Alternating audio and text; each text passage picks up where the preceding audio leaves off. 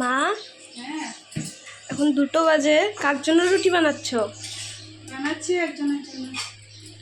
সে সবসময় বলে এই জিনিসটা বানিয়েছো, এটার সাথে যদি 2টা রুটি হতো, তার সাথে যদি গোল গোল করে পেঁয়াজ হতো, তার সাথে যদি গোল গোল করে শসা হতো, খেয়ে মজা এসে যেত।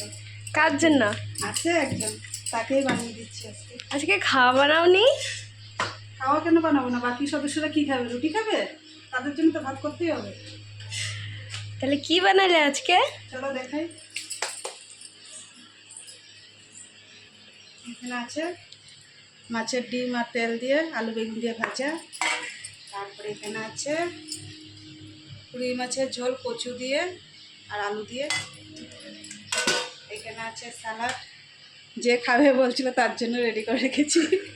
আর সবশেষে আছে এখানে লাল লাল ঝাল ঝাল করে চিকেন। এটা খাবে।